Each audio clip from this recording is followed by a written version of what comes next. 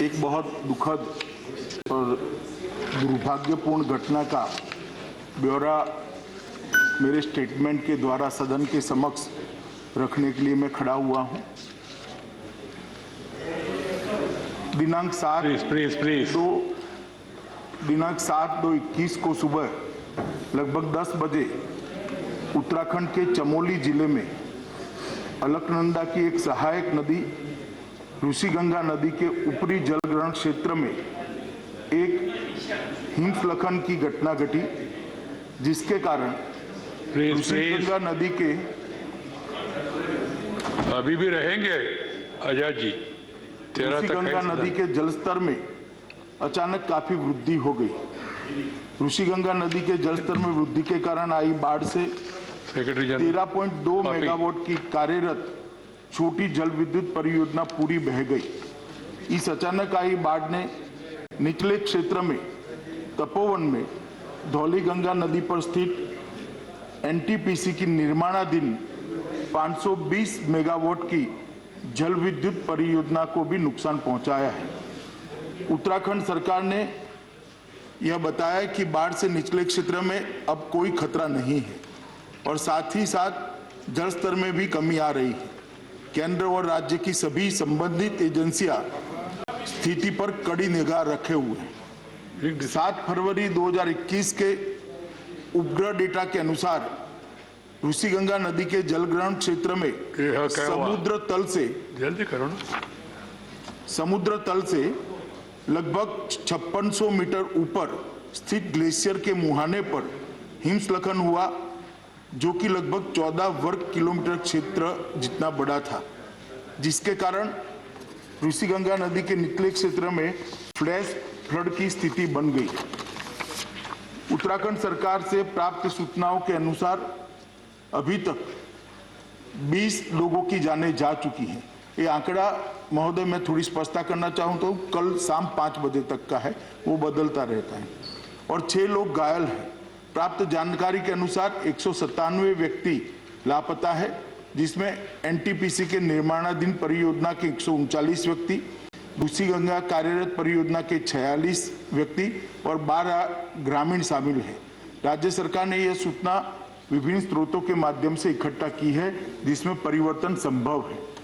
NTPC परियोजना के 12 व्यक्तियों को एक टनल के अंदर से सुरक्षित बचा लिया गया है। ऋषिगंगा परियोजना के भी 15 व्यक्तियों को घटना के समय ही सुरक्षित बचा लिया गया है। एनटीपीसी परियोजना की एक दूसरी टनल में लगभग अंदाजन 25 से 35 लोग फंसे होने का अनुमान लगाया जा रहा है।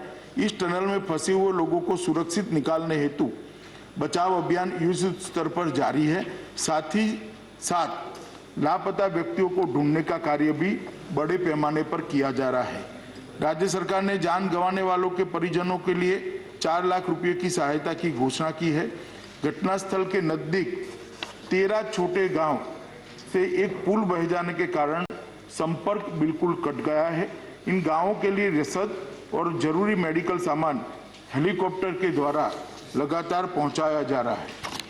केंद्र सरकार द्वारा स्थिति को 24 घंटे उच्चतम स्तर पर निगरानी की जा रही है। माननीय प्रधानमंत्री जी स्वयं स्थिति पर गहरी निगाह रखे हुए हैं। गृह मंत्रालय के दोनों कंट्रोल रूम द्वारा स्थिति पर 24 घंटे नजर रखी जा रही है और राज्य को हर संभव सहायता मुहैया कराई जा रही है। विद्युत मंत्रालय के माननीय राज्य मंत्री ने घटनास्थल का दौरा किया और चल रहे राहत एवं बचाव कार्य का भी जायजा लिया है। आईटीबीपी ने अपना कंट्रोल रूम वहां स्थापित कर लिया है और उनके 450 जवान सभी जरूरी साजो सामान के साथ घटनास्थल पर राहत और बचाव अभियान में लगे हुए हैं। एनडीआरएफ की 5 टीमें घटनास्थल पर पहुंच चुकी है और राहत और बचाव अभियान में लगी हुई है।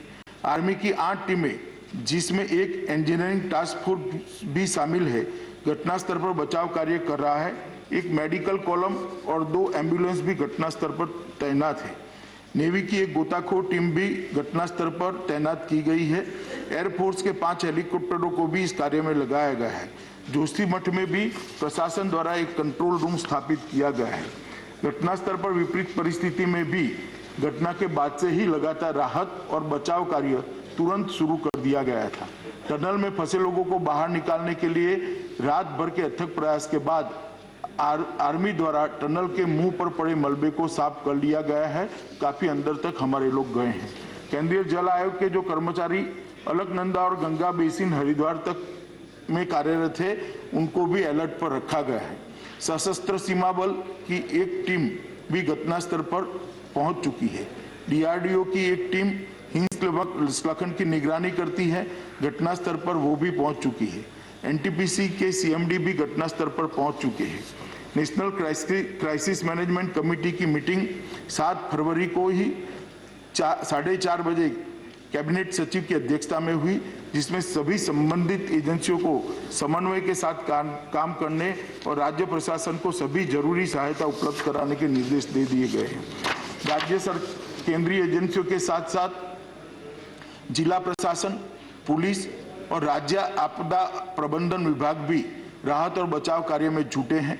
एसडीआरएफ की 2 टीमें भी राहत में और बचाव में कार्यरत है। राज्य स्वास्थ्य विभाग की 7 टीमें, 8 एम्बुलेंस मुख्य स्वास्थ्य अधिकारी के साथ मौके पर मौजूद है।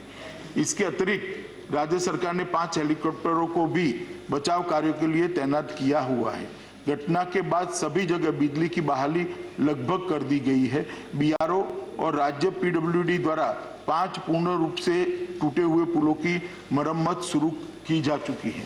मैं यहाँ ये भी बताना चाहूँगा कि वित्त वर्ष 2021 में राज्य आपदा जोखिम प्रबंधन कोष एसडीआरएमएफ से लगभग 1041 करोड़ रुपए उत्तराखंड के लिए आवंटित किए गए हैं, जिसमें केंद्रीय की प्रथम किस्त ऑलरेडी 468 करोड़ रुपए की राशि राज्य को जारी की जा चुकी है। मैं सदन को केंद्र सरकार की ओर से यह आश्वस्त करना चाहता हूं कि राहत और बचाव कार्य के लिए सभी संभव उपाय राज्य सरकार के साथ समन्वय के साथ किए जा रहे हैं और जो भी आवश्यक कदम उठाना जरूरी है वो उठाए जा रहे हैं। और मैं सभी मृतकों के लिए अपनी ओर से, सदन की ओर से श्रद्धांजलि व्यक्त कर समाप्त। अड़ी सोमवार से शुक्रवार शाम 6 बजे सिर्फ TV9 भारतवर्ष पर।